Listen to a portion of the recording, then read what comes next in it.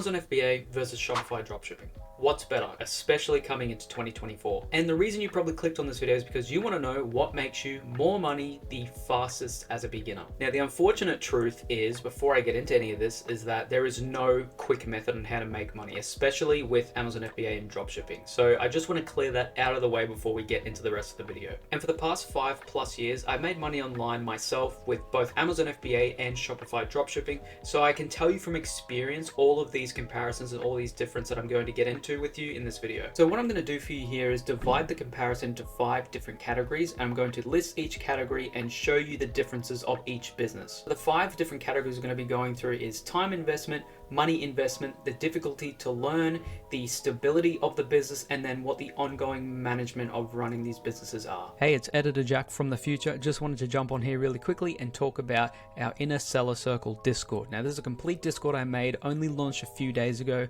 for Amazon FBA sellers, and especially Amazon FBA sellers who live in Australia, because there's not a lot for Aussies out there. Already, we've only been launched a few days and we already have some really good success stories here. Okay, so just want to talk about here, we've got Athar, who is actually one of our mentors in here.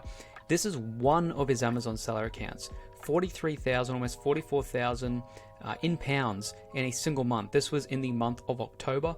44,000 pounds, that's about 80,000 AUD he sold on one single seller account. He's got multiple. Okay, I'll show you this really quickly. He's posted another.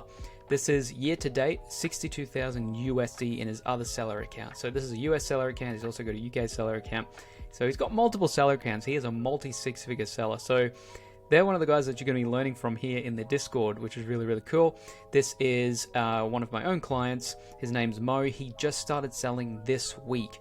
Okay, he's already got $280 in sales in his first week of selling, and he's continuing to grow. We have a lot of different things here which will be useful to you as a Amazon seller. We've got a lot of different tools, a lot of different resources, everything that you need to get started selling on Amazon and to be successful at it. Now, like I said, it is completely free to join. All of these resources you see here are for the Inner Circle members. If you want to learn more about that, please join the Discord and you can have a look for yourself and see what it's all about.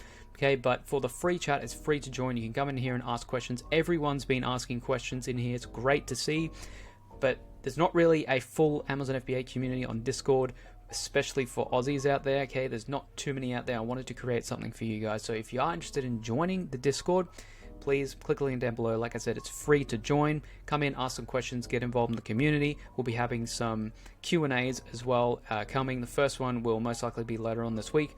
So if you are interested in that, we'll be posting in there for when the Q&A is available. You can join that as well and ask any questions you like. We're here to help, and I want you to get involved in the FBA community. So the first one we have is time investment. And when I say time investment, I don't necessarily mean the time investment to learn, because that's going to be dependent on how quickly you learn and how quickly you get everything together up and running in terms of the learning phase. What I'm talking about with time investment is really how long it takes to get the business up and running, especially as a beginner. Now, realistically with Amazon FBA, you're looking at, I'd say, a minimum of around 30 days. And this includes, say, if you have your product that you want to sell, this includes getting in contact with suppliers. This includes the supplier shipping your product out, because usually you ship it with a Chinese supplier. Usually that takes around 30 days to get it up and running on Amazon. Now with Shopify, you're looking at, if you know how to build a store, you know what product you want to sell, your first store you can usually take around 2 to maybe 5 days to get done. I'm at the point now where I have stores ready to go and I just add products to it. So I'm at the point where if I want to launch a new product, it takes a few hours to get it up and running, and then I just get the ads up as well. And I do that in a few hours, okay? So the time to actually start the business and to actually get it up and running with a product to start selling is a lot shorter on Shopify. The only reason Amazon takes so long is because you're usually waiting for shipping times. Okay, if you take out the shipping time, then it's not long at all. But to talk with your supplier and get your product ordered to an Amazon warehouse, you're looking at around 30 days for that, where again, Shopify is around maybe 2 to 5 days to set up a store, put up products on the store, and then start advertising. So let's talk about money investment, and these are all converted to AUD, okay, just because I live in Australia, just so you know. So with the money investment, Amazon FBA, you are looking at anywhere from around 1.5K to 3K for your first initial order. Now, I've had myself and students there's been people that have started with less, there's been people that started with more. I've had students that have started with around $1,000 to 1.5K, Okay, I've had students start with 6K. It really depends on what you want to invest. It depends on what you're selling. Okay, but the medium range, you're looking at sort of like a medium sort of investment of 1.5 to 3K. And the majority of that is going to go towards your product order, because what we're doing with Amazon FBA is we're using that initial investment to buy a bulk amount of units. So a bulk amount of our first order, say it's like you get in 100 units or 300 units, that's usually around what it costs. And this is including any shipping costs, using the manufacturer, using our supplier, and also any import taxes and whatnot when importing our product from China into the country. So if we're selling in Australia and selling it, getting it sent to the Amazon warehouse and selling from there, that's where that investment goes to. When it comes to Shopify, you're looking at anywhere from around $300, I'd say, to $1,000. And this is usually going to go towards testing products. So to test any product, I'd say you need at least $200 to $300. But realistically, and especially this year, I've been doing a lot more drop shipping myself, that is going to go towards your advertisement costs, because you don't need to spend money up front with buying products. Basically, you just list the product on your store, on your website, and then you advertise. And all of that budget, majority of that, is going to go towards testing with advertising, trying to make your money back with ads. Now, when it comes to the difficulty of learning, Amazon FBA is a lot more beginner friendly. Even though it takes a bit more of an upfront investment, Amazon FBA is a lot easier. You don't really have to learn website building, or you don't have to learn about advertising through Facebook or anything like that. The extent that it goes to for advertising, at least in the beginning, is using Amazon PPC, which is Amazon's own platform. But when it comes to the hardest part of it, I would say it's product research. Okay, the rest of the stuff you might not know how to navigate the Amazon selling platform itself, but the rest of that, talking with suppliers and whatnot, it's a lot easier than you might think. So the setup process for Amazon FBA, it's a lot more beginner friendly. The whole structure is there for you. You're just utilizing Amazon's platform basically, and you're putting products on their website and you're selling it to the existing customer base there. So that's why, in my opinion, it's a lot easier for beginners to get started. With Shopify, I would say it is sort of around the medium range to potentially the hard range to get started. The only reason being is because you are creating demand for your product, basically from nothing. You start on Shopify, you have to create your own website, you have to learn ads, I'd say advertisement and scaling, and learning your way around Facebook ads and how to navigate everything, how to make sure everything is stable and profitable. That's one of the hardest parts, in my opinion. And then as well, you need to manage your own orders, you need to make sure they get shipped out. Okay, you need to do all the customer support, you need to deal with the returns, unless you're hiring people to do that for you. Maybe you have VAs to do that.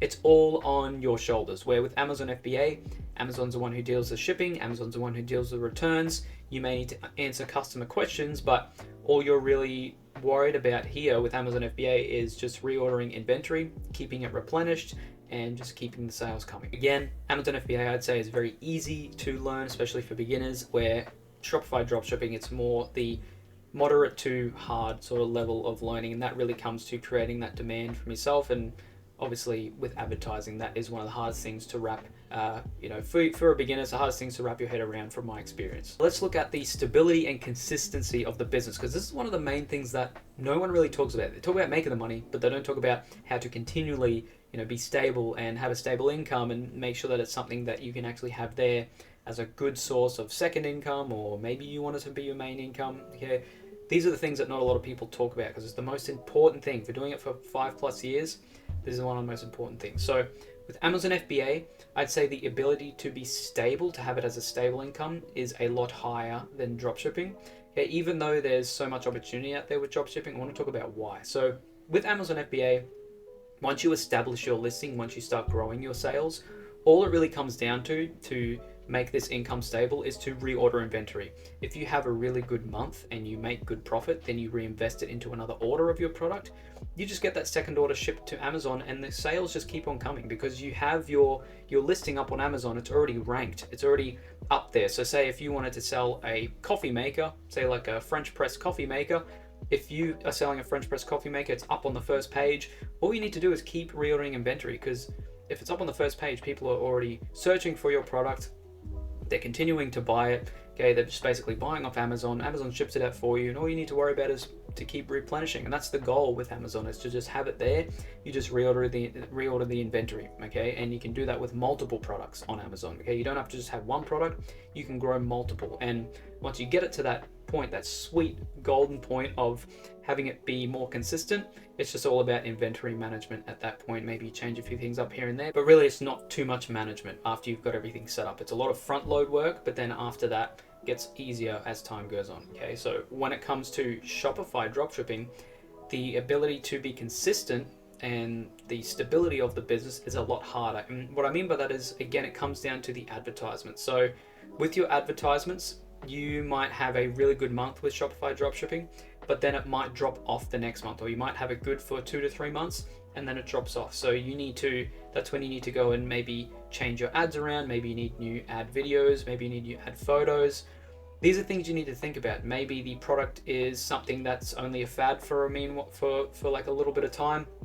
You found like a really good product to sell, and then it sort of slowly drops off. But not only that, you need to make sure you're on top of your advertisements every day. When I do dropshipping, especially in the scaling phases, you might not need as much time to tweak the ads once you're at a higher scale.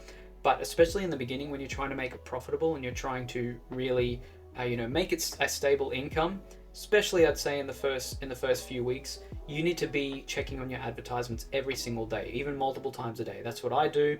And it's, I guess at the end of the day, if you're really trying to make it profitable and you don't have as much money to play with, that's the most stressful part, is making sure, okay, you need to make sure it's profitable. Because if you don't have a good product, it's going to be hard to keep it profitable, and then one day it might be profitable, the next day it might not be profitable. So it's like one day you make money, one day you lose money. So that's the only thing. That's why it's a lot harder, because it comes down to your skills of advertisement. It comes down to, obviously this is with Amazon FBA as well, but it comes down to how good your ability is to spot a good product as well, and find a good product. Okay, but really the stability, I feel like, is a lot easier on Amazon, where with Shopify, it's definitely possible. People are doing it right now, but it's just a little bit harder to do so. And then that comes to the ongoing management of the business. And in my opinion, Amazon is a lot easier. It's the same thing with what I was talking about before. Once you get it set up, it's pretty easy to manage. It's more so just inventory. As you're growing your listing and growing your product, that's where the majority of the work comes from. And the majority of the front load work is obviously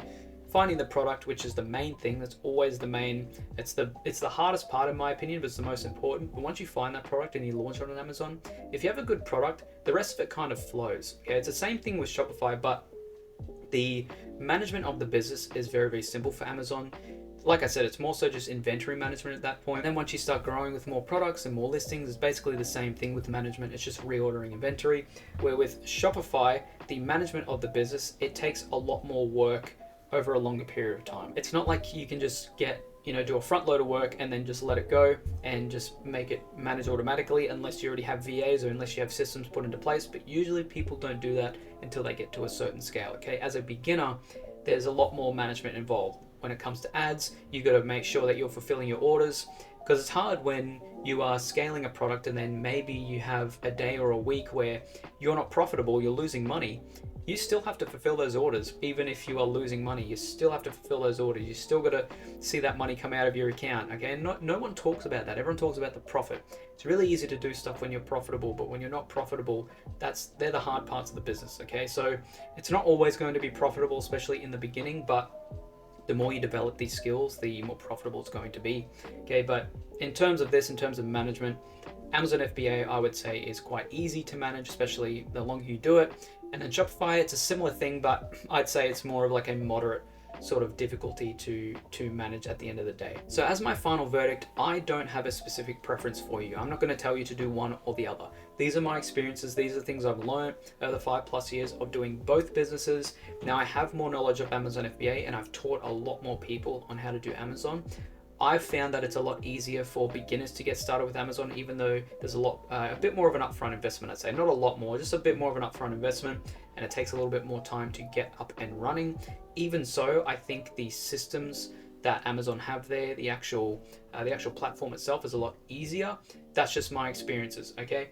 I've seen a lot of people go and make a lot of money with Shopify dropshipping, but these are all my experiences, right? So if I was to tell you which one to get started with, I'm not going to tell you either. What I will say is get started, pick one, just get started with one. Whatever one you want to do, stick with that. Don't try and divide yourself into both, otherwise both will fail. Stick with one, focus on it. Give it a good 6 to 12 months at least to try and make it grow, and watch. If you really focus yourself in 6 to 12 months on this one business model, you'll be amazed at the changes, okay? Give it a year's time, you'll be amazed at how much you've accomplished. Now, if you do want to learn how to sell on Amazon, especially here in Australia, I've been doing Amazon specifically for around about 6 years or so now. I've been teaching it for 5+ years, okay? And I know a thing or two, especially when it comes to how to get beginners to start and the best way to get them started.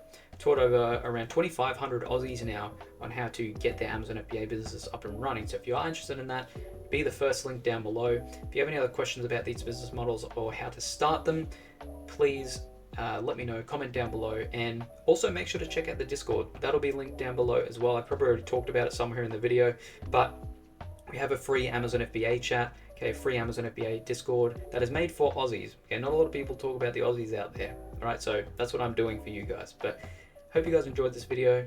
Hope you guys stay safe. I'll see you guys in the next one.